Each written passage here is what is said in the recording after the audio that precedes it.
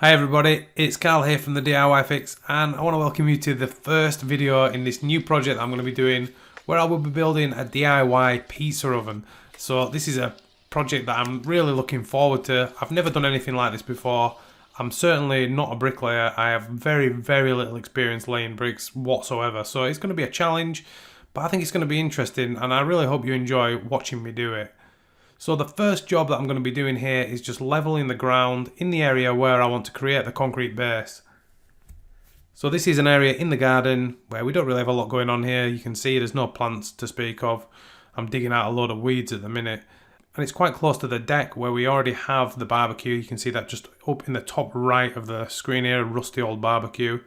So it was a good area to do this. So what I'm doing here is I'm just digging it out and raking the dirt across, trying to get it nice and level because the ground here is not terribly level to start with. And then I'm just compressing it down with the manual rammer tool here. And you know, it's a time consuming job, not the most exciting, glamorous of jobs, but you can see here we've got it nice and level with just a little bit of hard work. Okay, so once that's done, I'm just going to get the whacker plate. I'd actually hired this from a local hire centre to compress the hardcore, which is going to be going down on top of this in the formwork. But I decided to go over the soil as well, just to give it an extra compression. And you know, it did a really good job. I mean, you can actually see as this video goes on, it starts getting flatter and more level. The one thing I will say is going over the soil is much more difficult than going over hardcore because it is obviously much softer. So the whacker plate naturally tries to dig itself down into the soil. But I definitely think it was worth the extra effort of just like forcing this over the soil just to get that extra compacted finish on the soil and get it just nice and flat and level. Okay, so once that was done, I could move on to actually creating the formwork. And to do this, it is extremely simple. I just used 3 pieces of timber. I had a piece here that was already lying about, and it was long enough to get the two side pieces out. So I'm just going to mark that now with my pencil and the saw, just to get a nice square line on there to cut to. You can see I'm marking along the top and the back edge.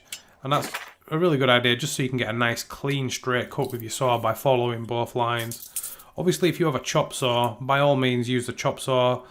I do have one, but I really didn't want to be digging it out just to do a few cuts when it's quite easy to just do this with a handsaw. Okay, so once this is marked, we can move it into position and we can just whip that end off. Just catching it so it don't fall there. And then we can cut the other piece. And I'm just going to double check these to make sure they're exactly the same length, which they are. So I will put them to one side. And I can move on to cutting the final piece. This is going to create the front edge of the formwork. And for this I had to buy another piece of timber because I didn't have any more spare pieces lying about. But if I remember correctly, this piece of wood was around, you know, £6–7, so it's not going to break the bank. Okay, so same again, just measure it, mark it on the top there, just double check that. And then I'm going to take my saw, square line across the top, square line down the back edge, and then we can just lop that off with a saw. Okay, nice and easy. So once that was done, I actually fixed it together on the deck, and you can see, if you just look at the left hand corner there of the formwork, you can see 2 screws. So I basically did 2 screws in either end, very simple. And once this formwork is laid in place, the next job is just to square it all up. So I actually measured on the back edge there just to make sure the back edge was the same width as the front edge. And what I'm doing here is I've just got a machined piece of plywood. So this is a machined corner offcut from some plywood. And I'm just using that as a square because I didn't have a square to hand. Obviously, if you do have a square, use a square. It's going to be more accurate. But this wasn't really to get the complete accurate square. It was just to get an idea and get it roughly where I wanted it. So anything with a kind of square edge would work for this. Okay, so I'm reasonably happy with that now. And to get this perfect, what I'm going to do is I'm going to use the tape measure. And I'm going to measure the diagonals corner to corner. And what I'm looking for here is I want the diagonals in either direction to be exactly the same. So these are pretty close already. And I'm just going to double check this again just to make sure. But I think if I remember correctly, this just needed a tiny little bit of manipulation. So I think I'm just going to go over here and just give it a little tap. And yeah, you can just see there a tiny little bit of a tap. Then I'm going to measure it again to see if that's done it. And I think I actually got this pretty much bang on. I think this was near millimeter perfect at this point. So there you go, double checked it, really happy with that. And then we can actually move on to securing that in place. So we know it's in the right position. So I've just got a little bamboo garden rod here that I'm just putting in that corner just to make sure that doesn't move. I've also marked the back wall with some pencil marks, which I didn't record, but just so I know that they're not moving. And then I'm just going to work my way around, adding these stakes into the ground. So these are just some pieces of 2x2 where I've cut a little angled cut on the end, so it creates like a sharp point stake that you can drive into the ground. And these are going to be completely adequate and more than sufficient to hold this in place by just adding these all around the perimeter of the formwork. So you can see I'm just working my way around, just hammering these in with a lump hammer on the front and both sides. It was quite handy on the deck side here as well, because the gap was almost exactly the same size as the actual stakes themselves. So that was handy. And then I think we've just got one more in the middle. You can see I'm just tapping it with my foot just to make sure it's secure. So we're just going to knock that one in. And there we go. That should be very secure now. There's no real way that can move with the weight of the concrete. These are going to be more than sufficient to hold it in place. So once I'm happy that it is in the correct position, the next job is to get the level correct. And this is just as important as getting it square. We want the top of the base to be nice and level. So I'm just going to take my time here, work around with the spirit level, just to make sure that all of these pieces of timber are completely level. So you're gonna see me going down the sides. I'm gonna go angled across the corners. I'm gonna go across the front, the other side, and I'm basically to start with, I'm trying to find the highest point, which actually happened to be this back corner that I'm fixing now. So what I'm doing now is I'm gonna level everything from that corner. And to do that, I'm just gonna put my spirit level on and I'm gonna lift it up and screw through the stakes into the formwork. So you can see here, I'm lifting it up to where I want it. Put a screw through the back, and then what I'm going to do now is I'll just keep going around, double checking this. So I actually go over this a few times just to make sure. And the good thing about these stakes is if you need to manipulate them a little bit, you can just knock them with a hammer, they'll move down a little bit more and you can get the perfect level. Okay, so a couple more checks, make sure I'm double happy with it. Little tap there just to get it in place, and that's it. We have a nice level square formwork that we can start pouring our base into. So the next job was to put some hardcore in. This was a half-ton bag that I got. I ended up using about 2/3 of it, and I spread that out evenly, and then I used a whacker plate again to compress this down.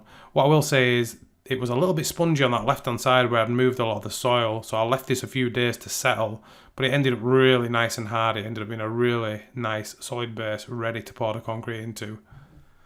Okay, so once that was done, we can move on to doing the concrete.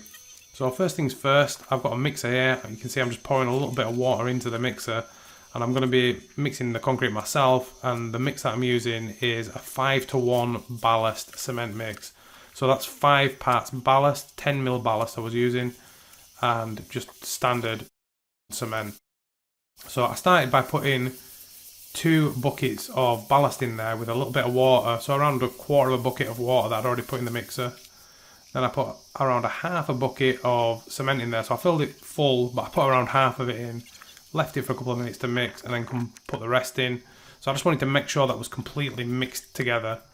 Also, the bit of water that you want to put in at the start is there to stop the mixture like clumping on the back. So by putting the water in first, you're going to avoid any concrete like sticking to the back of the mixer. So anyway, once I'd mixed in a bit, I started adding the remaining buckets of ballast in. Obviously, if the mix is getting too dry at this point, you can add a little bit of water, but just be careful not to add too much because it's very, very easy to make this too wet. Okay, so you can see I just had a little bit of water in there, went away, came back a couple of minutes later, put a little bit more in, just to get it to the consistency that I wanted it to, and then we're ready to actually start pouring it. Okay, so I'm starting pouring it in here, and my brother's just going to start moving that around in the base, in the formwork. You can see under his feet here as well, there is actually some steel mesh. So this is a 6mm steel mesh. And the reason that I purchased this was actually for a plinth that I'm going to be building higher up in the pizza oven. that needed a little bit more reinforcement, but you had to buy a certain amount, so I had it left over, and I thought, well, you know, it's on this ground here that I've moved about. There could be I mean, I don't think there's going to be any movement because I've really compressed this down, but you know, it doesn't hurt to have extra support, obviously. So it's just going to give it that extra little bit of strength, that extra rigidity, and stop it from, you know, ever breaking in the future. So this is really going to be a nice solid base once it's complete. Okay, so we're just going to keep pouring the concrete in, spreading it all out, getting it all filled in. And then once that's done, me and my brother got a piece of wood here, a nice straight piece of wood, and we just tamped across the top. You know, compress all the concrete down, get as many of the bubbles out as we can. And then we started filling all the kind of low points. You can also see here that I'm chopping all the stakes off here. This is something that I should have done much earlier because it made the job a lot more difficult doing it at the end. You'll see in a second, I'm just about to chop these 3 off. But you can see what we're doing here. We're just kind of sawing across the top just to get that nice flat finish. So we tamped it to start with, then we sawed it across the top, and then finally I'm just going to go across with the float there and just kind of finish it off and just get it nice and perfect. So not very complicated at all, quite simple. It is a small base. And then you can see here, after about an hour, it was still wet. I went back over with a brush and I just give it a nice little brush finish. So it's not a smooth finish there, it's a brush finish, but I still think it looks really nice. It's also going to give us a nice little key there to lay bricks onto. So I think it's better it being brush finished than like a smooth finish. And then the final job here is to just remove the formwork. So this is very, very simple. Just unscrew the screws from the stakes into the formwork, and then we can just knock the stakes out of the ground with the lump hammer. So we do that by just knocking them backwards and forwards and then just giving them a little bit of a wiggle. And as you'll see, they just come straight out of the ground. Take the screws out of the corners here on our formwork. And then I'm just going to work my way around the formwork, removing all those stakes. Dead simple, just whack them back and forth, just loosen them up and pull them straight out of the ground. And following that, we can just start to actually remove it and strip it off the concrete base itself, and we can see the finished product. Just one more there. Then we can start stripping the shuttering off there. We can strip the front edge off, nice and easy. And this side here was a little bit more difficult because it was quite close to the deck, and obviously, you know, bits of concrete and mud had got down behind it, so it was a little bit awkward to wedge off in the same way. So I had to get a crowbar here just to get underneath it and pull it up. But it wasn't very complicated or difficult to get out. It actually came out quite easily. And there you go, one base. Pretty much done there. I'm just going to give it a little brush off, just tidy it off, have a little clean up, and we can have a look at the finished product. Oh, just double check it with the level as well. Make sure it's exactly how I wanted it. Absolutely bang level. I did leave around a 2 or 3 mil fall from back to front. The reason I did that is I didn't want any water pooling on the back of the base. But there you go. Well, that is the finished product. As I'm sure you'll agree, it's looking pretty good. I think it's going to be a nice, solid, strong base there for the pizza oven. And I'm really looking forward to the future videos, guys. So if you are interested to watch them, you know, make sure you subscribe to the channel. Make sure you like this video. And I will see you in the next one.